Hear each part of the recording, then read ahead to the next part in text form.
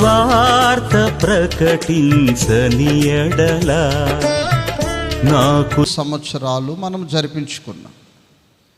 ఇప్పుడు 12వ సంవత్సరపు పండుగ జరిపించుకోవటానికి మనము సిద్ధముగా ఉన్నాం. ప్రతిరోజు మనం ఈ విధముగా కలుసుకొని చేరుకొని కూడుకొని ప్రార్థన మనము చేస్తూ ఉన్నాం. అయితే ప్రభు మనకు ఒక చక్కటి వర్తమానాన్ని ఈ పూట మనకు అనుగ్రహించి ఉన్నాడు.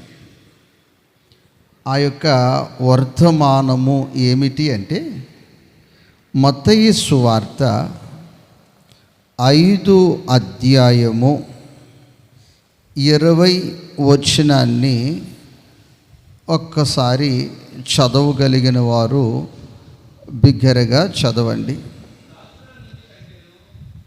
శాస్త్రుల నీతి కంటెను పరిచయుల నీతి కంటెను నీ నీతి అధికముగా ఉంటేనే నీవు తండ్రి రాజ్యములోనికి పరలోక రాజ్యములోనికి ప్రవేశిస్తావు. దేవునికి స్తోత్రం. సహజంగా మానవ నైజం ఎలా ఉంటుంది అంటే ఒక తోటివారు ఒక వస్తువుని వాడుతూ ఉంటే దానికంటే ఖరీదైనది నా సొంతము చేసుకోవాలి, నేను కొనుగోలు చేయాలి, నేను వాడాలి అని మానవ యొక్క ఆలోచనలు ఉంటాయి. ఒక వ్యక్తి ఒక గృహ నిర్మాణము చేస్తే దానిని మించిన గృహము నేను నిర్మాణము చేసి నా ఫ్యామిలీ కుటుంబము అందులో ఉండాలి అన్న ఆలోచన మనిషికి వస్తుంది. ఈ మనిషి యొక్క నైజం, అలవాటు, బుద్ధి, స్వభావము ఎలాంటిది అంటే నా తోటి వారి కంటే నేను అధికముగా కనిపించాలి, నేను అధికముగా ఉండాలి అన్న తలంపులు మనిషిలో సహజంగా పుడుతూ ఉంటాయి. మంచిది. అయితే ప్రభు ఈ రాత్రి మనతో పండుగ సమీపిస్తూ ఉంది. 11 సంవత్సరాలు జరిపించుకున్నాం పండుగ. మరి 12వ సంవత్సరానికి కూడా మనము సమీపముగా ఉన్న మనతో ప్రభు చెప్తున్నాడు, వారు ఒక చర్చి కట్టారు, వారికంటే మీరు పెద్ద చర్చి కట్టడాలని కాదు, లేకపోతే వారు సభలు జరిపిస్తున్నారు, వారికంటే ఎక్కువగా మీరు జరిపించాలని మన ప్రభు మనకు పోటీలు పెట్టట్లేదు. వాళ్ళు చేసిన దానికంటే మీరు చేయాలి, వారు సమకూర్చిన జన సమూహము కంటే మీరు ఎక్కువ సమకూర్చాలని మనకు పోటీలు ప్రభువు పెట్టలేదు. ప్రభువు మనతో చెప్తున్న మాట ఈ పూట ఏమిటి అంటే మీ నీతి అధికమవ్వాలి, మీ ధనము అధికమవ్వాలి, లేక మీ బంగారము అధికమైపోవాలి కాదు. మీ నీతి అధికమైతేనే నీవు పరలోక రాజ్యములో ప్రవేశిస్తావని మీతో చెప్తున్నా. ఒక తోటి వ్యక్తితో నువ్వు పోటీ పడుతున్నావు, నీ తోటి వారితో నీవు పోటీ పడుతున్నావు. ఏ విషయంలో నీవు పోటీ పడుతున్నావు? పోటీ పడు. అయితే వారి కంటే నా నీతి అధికముగా ఉండాలి, నా పరిశుద్ధ క్రియలు అధికముగా ఉండాలి. ఆ విధమైన ఆలోచనతో, ఆ విధమైన స్వభావముతో నీవు కానీ అడుగు ముందుకేస్తే నీ అడుగు ఎక్కడ ఉంటుంది అంటే అది పరలోక రాజ్యములో ఉంటుంది. దేవునికి స్తోత్రం, హల్లెలూయా. ఈ పూట నుంచి అయ్యా నీతిలో నేను అధికముగా ఉండాలి. ఏ కోణములో చూసినా నా బ్రతుకులో నా జీవితములో నీతి అధికముగా ఉండాలి. నువ్వు నీతిమంతుడవు కనుక నీతిమంతుని రక్తముతో కడగబడిన నా బ్రతుకులో, నా జీవితములో ఏ కోణములో చూసినా నీతి అధికముగా ఉండాలి. లూకా సువార్తలో వారిని గూర్చి ఒక ప్రాముఖ్యమైన మాట రాయబడింది. అక్కడ భక్తులుగా వారు కనిపిస్తున్నారు. ఎలా కనిపిస్తున్నారమ్మా? పైకి వారు భక్తులుగా కనిపిస్తున్నారు. వాళ్ళు భక్తులుగా ఉన్నారు, వాళ్ళతో నేనుంటే సరిపోద్ది కాదు, నీవు వారి కంటే నీ నీతి అధికమవ్వాలి అని ప్రభు చెప్తున్నారు. ఇక్కడ మనము గమనించి చూసినప్పుడు ప్రభు మనతో చెప్తున్న మాట లూకా సువార్త 11 అధ్యాయము 53 వాక్యాన్ని ఒకసారి చదువుకుందాం. 53 వాక్యము, 53 వాక్యం.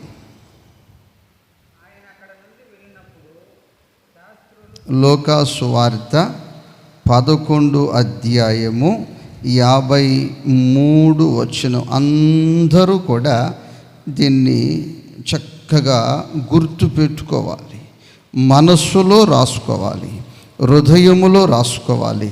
మనకు అవసరము. చదువునైనా 11 అధ్యాయము 53 వచనం. అందరూ చూడండి, తమ్ముడు చదువుతాడు.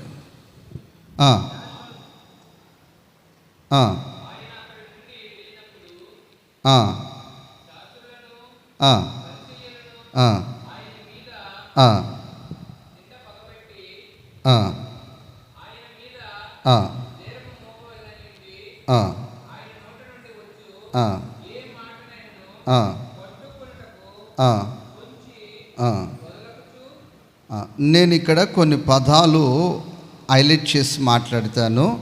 వెదకుతూ, పొంచి, పగబట్టి, నిండు. దేవునికి స్తోత్రం. ఇక్కడ వీళ్ళు బ్రతుకులో, వీళ్ళు భక్తులు అని సమాజం అనుకుంటుంది. ఏమనుకుంటుందమ్మా? సమాజము అనుకుంటుంది. కానీ వీళ్ళను స్కాన్ చేస్తే,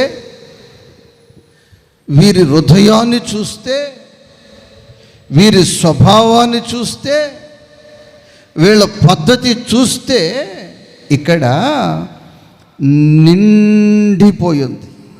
ఏమి నిండిపోయిందమ్మా? ఆ గృహము ధాన్యముతో నిండింది అని లేదు, ఆ గృహము ప్రేమతో నిండింది అని లేదు, లేక ఆ గృహము స్తుతి స్తోత్రాలతో నిండిపోయి ఉన్నది అని లేదు. ఇక్కడ రాయబడి ఉన్న మాట, వారు పగతో నిండి ఉన్నారు. చెప్పాలి తల్లి, దేనితో నిండి ఉన్నారు? పగతో నిండి ఉన్నారు.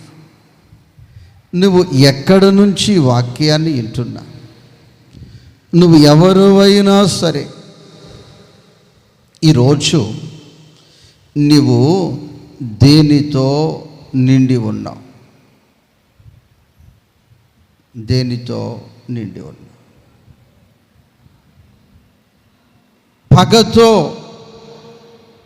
నువ్వు నిండి ఉంటే ఆ ప్రమాదము నువ్వు అనుకుంటున్నావు నీ ఎదటి వ్యక్తికని.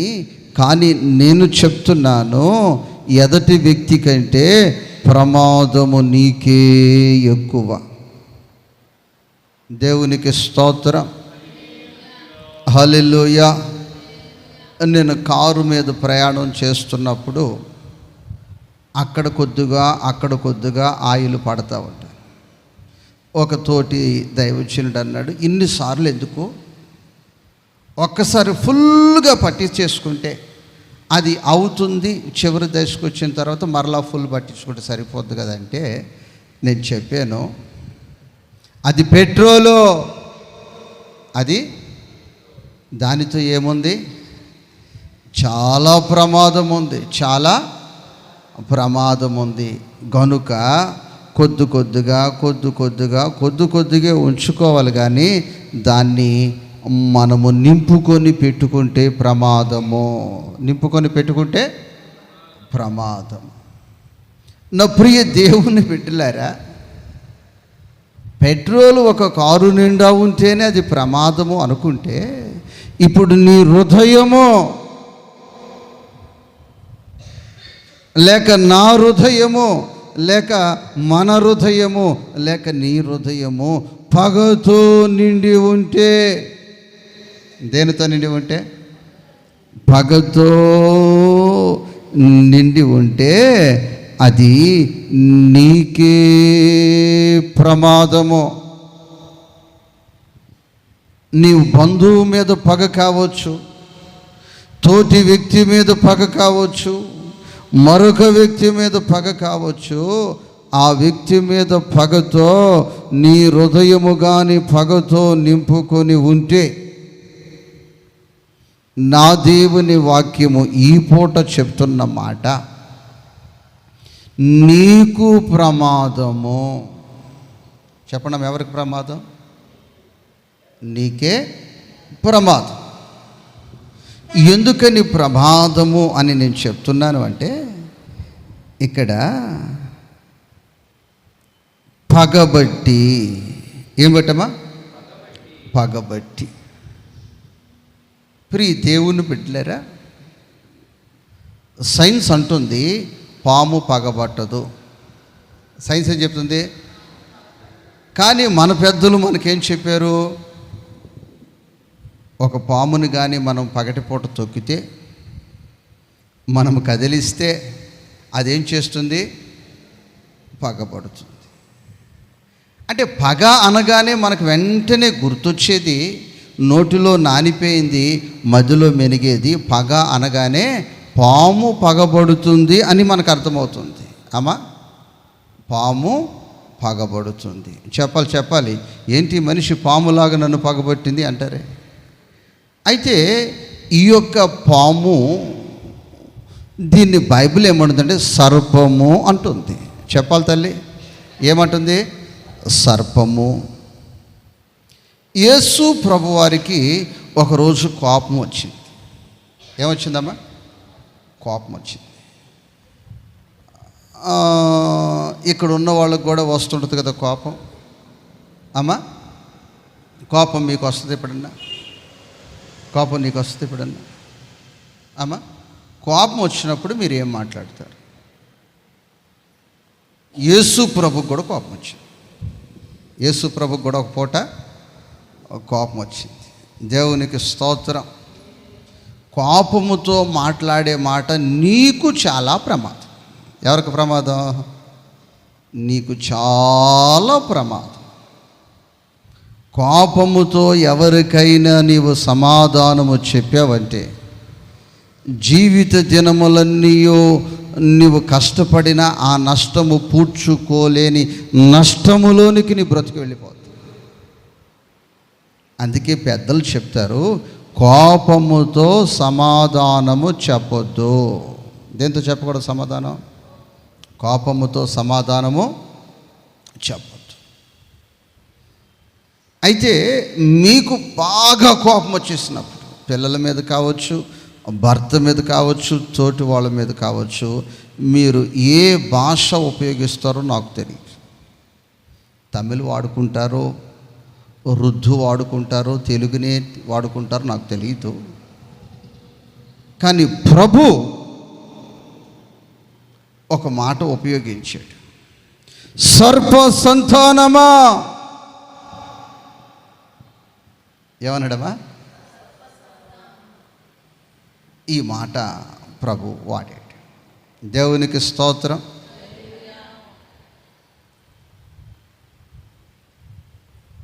ప్రభు సర్పాన్ని శపించాడు. ఏం చేశాడు? శపించాడు. ఆదికాండము 3వ అధ్యాయము 15వ వాక్యం. ఆదికాండము 3వ అధ్యాయము 15వ వాక్యం.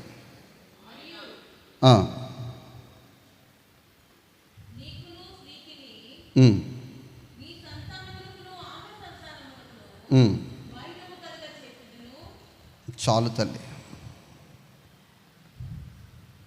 14 కూడా చదివితే అర్థమవుతుంది. అందుకు దేవుడైన యెహోవా సర్పముతో, నీవు దీని చేసినందున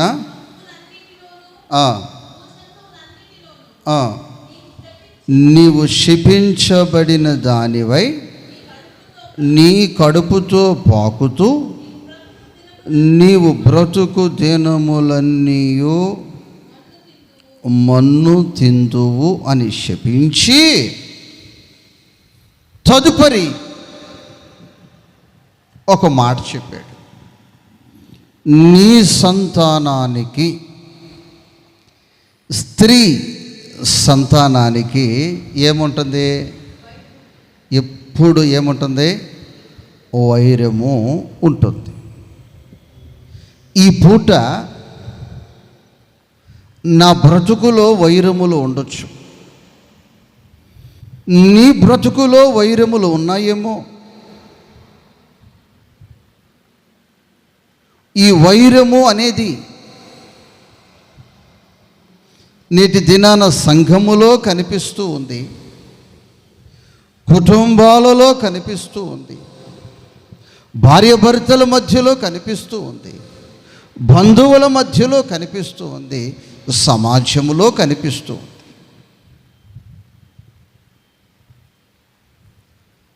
అయితే ప్రభు అంటున్నాడు, వైరం అనేది ఉంది. వైరం అనేది అయితే ఎవరికి వైరం ఉందంటే, సర్ప సంతానానికి, స్త్రీ సంతానానికి వైరము ఉంది. అయితే నీ పోరాటం, నీ పగ, నీ వైరం స్త్రీ సంతానము వైపులో నీవు ఉన్నావా, లేక సర్ప సంతానము వైపు నీవు ఉన్నావా? నా ప్రభువుకి ఆ రోజు కోపం వచ్చేసి ఆ పదాన్ని ఎందుకు ఉపయోగించవలసి వచ్చింది అంటే, వారు నేల మీద ప్రాగట్లేదు, కాళ్ళతో నడుస్తున్నారు, కానీ వారి స్వభావమంతా పగతో ద్వేషముతో నిండిపోయింది కనుక, రే సర్ప సంతానమా, రాబోవు ఉగ్రతను మీరు ఎలా తప్పించుకుంటారు? ఈ పూట ఎవరితో నీకు వైరం ఉన్నా, ఎవరితో నీకు పగలున్నా, ఎవరితో నీకు కక్షలున్నా, నీవు కానీ పగతో నిండి ఉంటే, దేనితో నిండి ఉంటే, నువ్వు నిశ్చయముగా ఎవరి సంతానం? చెప్పమ్మా. అమ్మా, అలా ఇంకా బ్రతకాలని ఆశ ఉందా? ఈ వర్తమానము ద్వారానే ఈ రాత్రే నా హృదయములో ఉన్న పగను తీసి దాన్ని విసర్జిస్తాను, దాన్ని విడిచిపెడతాను అన్న నిర్ణయము నువ్వు తీసుకోలేకపోతే నీ అడ్రస్ మారిపోతుంది, నీ ప్రయాణము చేంజ్ అయిపోతుంది, నీ బ్రతుకు, నీ జీవితం అంతా కూడా శిపితమైన అనుభవాలలోనికి. ఏ అనుభవాల్లోనికి? ఎవరో నిన్ను శపిస్తే నువ్వు శపించబడటం కాదు. ఇక్కడ దేవుడు అంటున్నాడు, నువ్వు శపించబడకుండా ఉండాలంటే నీ హృదయములో ఉన్న పగ, నీ జీవితంలో ఉన్న పగ, ఆ ద్వేషాన్ని నీవు విడిచిపెడితే అప్పుడు నువ్వు రక్షించబడినట్లు. దేవునికి స్తోత్రం. లేదయ్యా నేను సంఘములోనే కొనసాగుతాను, పండుగలోనే కొనసాగుతాను, అందరికంటే హుషారుగా నేను పండుగ చేస్తాను, సమాజములో నేను గొప్ప పేరు తెచ్చుకుంటాను, కానీ నా హృదయములో ఆ ప్యాకేజీ అలాగే దాచిపెట్టుకుంటాను అంటే నా ప్రభువు సమాజములో నిన్ను ఉండనిస్తాడు, కానీ పరలోక రాజ్యములో చేమ తలకాయంత స్థానాన్ని కూడా నీకివ్వటానికి నీకివ్వటానికి ఆయన అంగీకరించడు. మరి పరలోక రాజ్యము కావాలి అంటే ఈ పూట నా ప్రభువు నీతో చెప్తున్న మాట, ఆ పగ అనేది నీకు దూరమగునుగాక, మనకు దూరమగునుగాక. లేదండి, ఒక్కసారిగా నేను వదిలేది లేదు, నా పగ తీరేదాకా వదిలేది లేదు, నేను ఇంకా నా హృదయములో కొద్దిగా దాచిపెట్టుకుంటానంటే, అమ్మా కొద్దిగా దాచిపెట్టుకుంటానంటే, ఈ మధ్యకాలంలో ఒక తమ్ముడు చెప్పాడు, ఒక ఆటో కాలిపోయిందంట. ఏమైంది బాబు? అందులో ఒక 2 లీటర్ల డీజిల్ ఉంటుంది కదా, అది నడవటానికి అవసరమే కదా, దానివల్ల ఏమైనా కాలిపోయిందా అంటే కాదు, అందులో ఏమున్నాయి? అందులో నల్ల మందు. ఏముందమ్మా? లేకపోతే దానికి ప్రమాదం లేదు, లేకపోతే దానికి ఏం లేదు, ప్రమాదం లేదు. ఈ పగతో నీ హృదయము నిండి ఉంటే, నీ కుటుంబము నిండి ఉంటే, నీ ఇల్లు నిండి ఉంటే,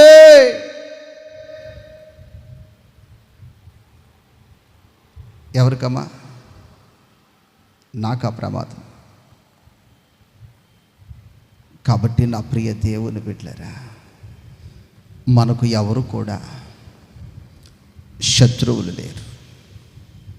దేవునికి స్తోత్రం, హల్లెలూయా.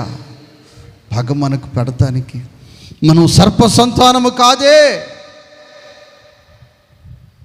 మనము ప్రభు సంతానం. ఎవరమ్మా? ఎవరు? నేను యేసయ్య బిడ్డను. నేను ఎవరు బిడ్డమ్మా? నేను యేసయ్య బిడ్డగా నేను ఉండలేను, ప్రస్తుతానికి నేను సర్పపు కుమార్తెగా ఉంటాను అన్నవాళ్ళు గట్టిగా చెప్తాం హల్లెలూయా. లేదు, నేను ప్రభు బిడ్డనే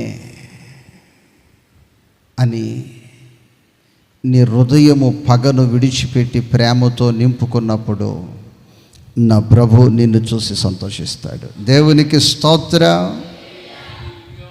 లూకాసు సువార్త 20 అధ్యాయము 45 వాక్యము 45 వాక్యము 45 వాక్యము 45 వాక్యం. లూకాసు వార్త 20 అధ్యాయము 45 వచనం చదువునన్నా.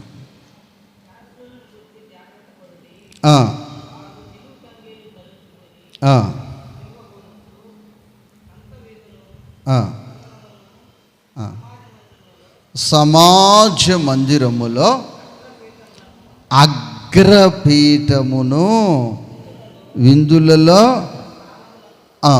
అంటే మీకు అర్థమయ్యేటట్లు చెప్పాలంటే వీళ్ళు పెత్తనం కోరతారు. అంతేనా మోషే? దానికి అర్థం ఏం కోరతారు? ఎక్కడున్నా పెత్తనం చేయాలి, నా మాటే చెల్లాలి, నేనే పైన ఉండాలి, నాకే అంత తెలుసు. నా ప్రియ దేవుని బిడ్డలారా, ఈరోజు కుటుంబాలు విడిపోవటానికి గల బలమైన కారణం, భార్యాభర్తలు విడిపోవటానికి గలగలిగిన బలమైన కారణం అహం. నేనే గొప్ప, నేనే నేనే గొప్ప, నేనే గొప్ప. నా ప్రియ దేవుని బిడ్డలారా, ఒకరోజు మా పాస్టమ్మ నాకు తెలిసిన హోటల్ ఉంది, అక్కడికి వెళ్ళి మనం టిఫిన్ చేద్దామని నన్ను తీసుకెళ్ళి, నాకు తెలిసిన ఒక తల్లి ఉన్నారు, టిఫిన్ చేద్దాం అక్కడ, ఆమె కూడా భక్తురాలే అని నన్ను తీసుకెళ్ళింది. ఆ భక్తురాలను చూద్దామని నేను కూడా వెళ్ళాను. మా ఇద్దరికి మంచి టిఫిన్ పెట్టింది, తింటా ఉన్నాం. తింటా ఉంటే ఆమె ఏం చెప్తుంది తెలుసా? ఇదిగో ఆయన సంపాదన కంటే నా సంపాదన ఎక్కువ, డైరెక్ట్గా చెప్తుంది. ఆమె వయసు చిన్న వయసు ఏం కాదమ్మా, దాదాపు అప్పటికే ఒక 45 సంవత్సరాలు 50 సంవత్సరాల వయసు. పిల్లలకు వివాహాలు కూడా అయిపోయినాయి, ఆ పిల్లలు కూడా సెట్ అయిపోయారు. నా భర్త సంపాదన కంటే నా సంపాదన ఎక్కువ. ఇంకో మాట ఏం చెప్పింది తెలుసా? నాకు 13 సంవత్సరాలు అప్పుడు ఈ కాటు తగలబెట్టారు, నేను ఎంత అందంగా ఉన్నాను అంటుంది. మళ్ళీ అమ్ము బాబోయ్, నాకు ఊహ లేదు, నాకేం లేదు. ఊహ లేనప్పుడు కథకలు పెట్టారు, కానీ ఊహ వచ్చిన తర్వాత ఈ కాటు నేను చేసుకుని అంటుంది. నా ప్రియ దేవుని బిడ్డలారా, ప్రభువా ఏదో వాళ్ళు కొద్ది స్తోత్రం చేస్తున్నారు కాబట్టి ఇడిపోకుండా ఇంతవరకు కాపాడావా, ఈ మనిషిలో ఎంత దాగి ఉంది. ఆయన పరిస్థితి ఏముందని చూస్తే, ఆయన మౌని ఆయను బలియాగమాయను అన్నట్లు ఆయన పరిస్థితి. మౌని ఆయను, ఓహో ఇంకా అందుకే ఇంకా కాపురం విడిపోలేదు, అందుకే పిల్లలు పుట్టారు, వివాహం జరిగింది, సెట్ అయ్యారు. దేవునికి స్తోత్రం. కానీ నా ప్రియ దేవుని బిడ్డలారా, నీవు నిజముగా యేసు క్రీస్తు రక్తము చేత కడగబడిన వ్యక్తివైతే, ఇక్కడున్న అందరిలో నేనే గొప్ప అన్న ఆలోచన నీకు దూరం అవును కాక. యేసు క్రీస్తు ఏ స్థలానికి వెళ్ళినా 12 మంది శిష్యులు ఉండేవాళ్ళు. అందరూ ఏమంటున్నారంటే, యేసు ప్రభు వీళ్ళందరూ శిష్యులు, యేసు ప్రభువే గొప్ప అని అంటున్నారు. అది వాస్తవం, మనందరికీ తెలిసింది. అప్పుడు యేసు ప్రభు ఏం చేశాడంటే, అందరినీ వరుసగా కూర్చోమని యేసు ప్రభు వంగి వాళ్ళ పాదాలన్నీ శుభ్రంగా కడిగి పెట్టేశాడు. ఏం చేశాడమ్మా? యేసు ప్రభు ఆ రోజుల్లో ఆ పాదాలన్నీ శుభ్రంగా కడిగి పెడితే, ఈ రోజున ప్రభు బల్లారాధనలో ప్లేటు కడిగేవాళ్ళు ఈ సంఘం. దేవునికి స్తోత్రం, హల్లెలూయా. మాకెందుకు ఇస్తారు? పెత్తనం ఇచ్చేవాళ్ళకి ఇస్తారు. ఎవరికి ఇస్తారు? అమ్మమ్మమ్మ ఎవరికి ఇస్తారు? అయ్యా యేసయ్యా ఎంత పెత్తనం చేసేవయ్యా, భూమి ఆకాశాలను సృష్టించిన దేవుడు అంటే, నేను చేసే పెత్తనం చూపిస్తాను వస్తేనంటే, ఆయన వారి పాదముల దగ్గరకు వంగి ఏం కడుగుతున్నాడమ్మా? చెప్పాలమ్మా అమ్మమ్మ, ఏం కడుగుతున్నాడు? పాదాలు. ఏం కడుగుతున్నాడు? పాదాలు కడుగుతున్నాడు. దేవునికి స్తోత్రం.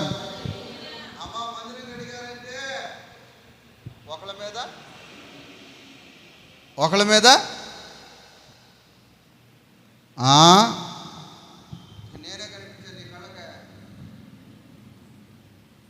దేవునికి స్తోత్రం. ఒక వ్యక్తి ఎవరంటే, నీకైతే పని మాట లేదు కానీ నాకు చాలా పనులు ఉన్నాయి. దేవుని స్తోత్రం.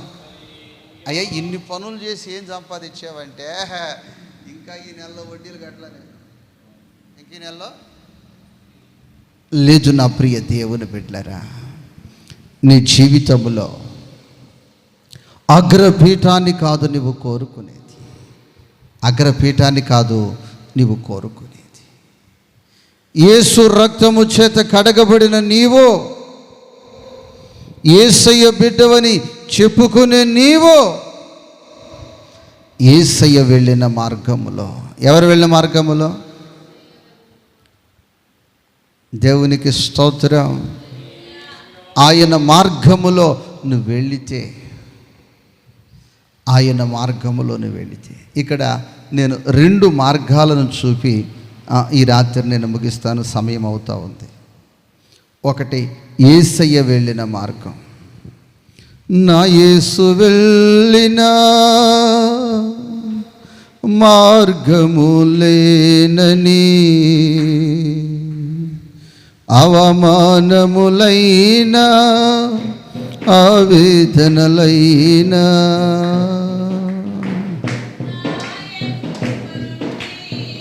దూరపరచలేవని, నా యేసు కృప నుండి దూరపరచలేవని ఆగిపోను నేను, సాగిపోవుచున్నాను. ఆగిపోను నేను, సాగిపోవుచున్నాను. హల్లెలూయా. యేసయ్య వెళ్ళిన మార్గం. ఎవరు వెళ్ళిన మార్గం?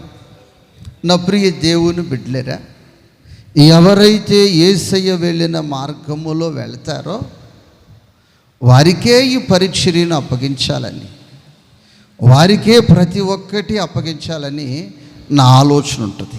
దేవునికి స్తోత్రం. అయితే కొందరు అనుకుంటారు అగ్రపీఠం నాకే దక్కాలి. ఏం దక్కాలమ్మా? అగ్రపీఠము కాదు, వాళ్ళకు కాదు. యేసయ్య వెళ్ళిన మార్గములో, యేసయ్య వెళ్ళిన మార్గములో. దేవునికి స్తోత్రం. హల్లెలూయా. యేసయ్య వెళ్ళిన మార్గములో,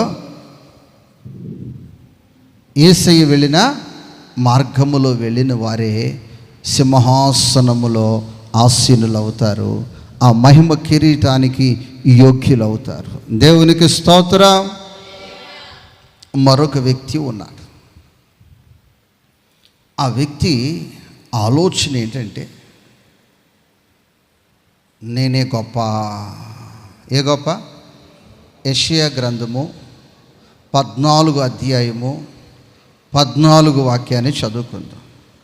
యెషయా గ్రంథము 14 అధ్యాయము 14 వాక్యం. మేఘమండలము మీదకు ఎక్కెదను, మహోన్నతునితో నన్ను సమానునిగా చేసుకుందును. చాలా. ఈ వ్యక్తి ఆలోచన విధానాలు ఎలా ఉన్నాయంటే, నాకేం తక్కువ, నాకు అన్నీ ఉన్నాయి, మహోన్నతునితో నేను సమానం. ఎవరితో సమానం? మేఘ మండలం మీదకి నేను ఎక్కుతాను, మహోన్నతునితో నేను సమానం అని అతనికి హెచ్చింపు వచ్చేసింది, గర్వం వచ్చేసింది. అంటే అతనిలో ఆశ, ఆలోచన దానితో ఆ వ్యక్తి నిండిపోయాడు. నా ప్రభు ఒక్కొక్కరి ఆలోచన విధానాలన్నీ ఆయన గ్రహిస్తూ ఉంటే ఈ వ్యక్తి పరిస్థితి ఎలా ఉందంటే, బాగా హెచ్చించుకుంటా ఉన్నాడు, బాగా హై లెవెల్లోకి నా స్థాయి అనుకున్నాడు. నా ప్రభు ఈ వ్యక్తిని ఏం చేశాడంటే, అలా త్రోసేసరికి పాతాళంలో పడిపోయాడు. ఎలా తోసేసరికి? అలా తోసేసరికి పాతాళంలో పడిపోయాడు. గొప్ప గొప్ప భక్తులు బైబిల్లో వారి చరిత్రలు నేను చూస్తే, అయ్యా నేను ఏ పాటి వాడిని అయ్యా, నేను ఇజ్రాయేలుకి రాజుగా ఆ సింహాసనంలో కూర్చో, పరిగెత్తుకుని వెళ్ళి కూర్చున్నాడా? అయ్యా నా బ్రతుకే పాటిది, నా కుటుంబం ఏ పాటిది, నా జీవితం ఏ పాటిది అయ్యా. నేను చెప్తున్నాను,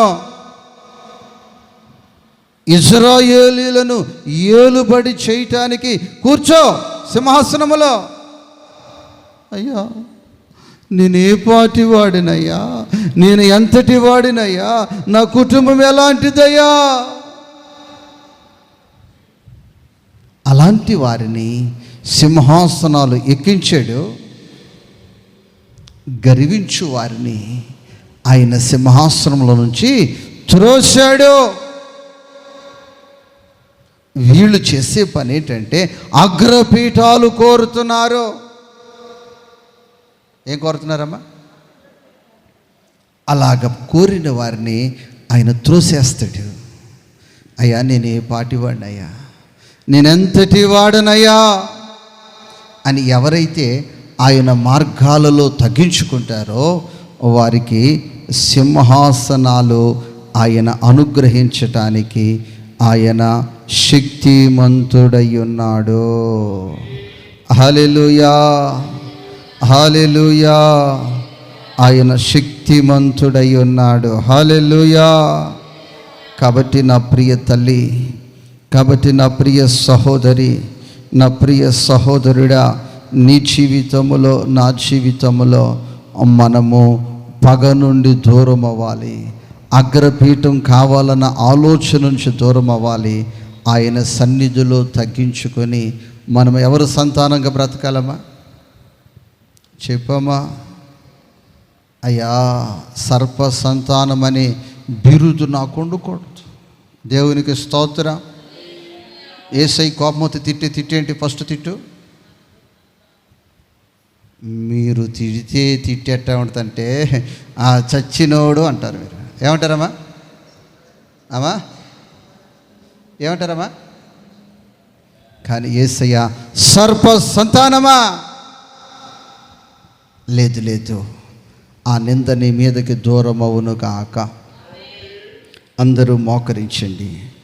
మోకరించిన ప్రతి ఒక్కరూ చేతులెత్తిన ప్రతి ఒక్కరూ నోరు తెరచి, యేసయ్యా నీకు స్తోత్రాలు, స్తోత్రాలు, స్తోత్రాలు, స్తోత్రాలు. దైవమా నీకు స్తోత్రాలు, స్తోత్రాలు, స్తోత్రాలు. దైవమా నీకు స్తోత్రాలు, స్తోత్రాలు, స్తోత్రాలు, స్తోత్రాలు. దైవమా నీకు స్తోత్రాలు, స్తోత్రాలు, స్తోత్రాలు, స్తోత్రాలు. స్తోత్రాలు, స్తోత్రాలు, స్తోత్రాలు, స్తోత్రాలు, స్తోత్రాలు. దైవమా నీకు స్తోత్రాలు, స్తోత్రాలు, స్తోత్రాలు, స్తోత్రాలు. యేసయ్యా నీకు స్తోత్రాలు, స్తోత్రాలు. అయా స్తోత్రమయ్యా, అయా నీకు స్తోత్రమయ్యా, స్తోత్రమయ్యా, స్తోత్రమయ్యా. అయా నీకు స్తోత్రాలు, స్తోత్రాలు, స్తోత్రాలు. స్తోత్రమయ్యా. దైవమా నీకు స్తోత్ర. అయా నీకు స్తోత్రాలు, స్తోత్రాలు. స్తోత్రమయ్యా, స్తోత్రమయ్యా, స్తోత్రమయ్యా. ప్రార్థన చేద్దాం, అందరూ ప్రార్థన చేద్దాం. అయా నీకు స్తోత్రాలు, స్తోత్రాలు. అయ్యా నీకు స్తోత్రాలు, స్తోత్రాలు, స్తోత్రాలు. నా తండ్రి నీకు స్తోత్రాలు, స్తోత్రాలు, స్తోత్రాలు. నా దైవమా నీకు స్తోత్రాలు, స్తోత్రాలు. నా దైవమా నీకు స్తోత్రాలు, స్తోత్రాలు, స్తోత్రాలు, స్తోత్రాలు.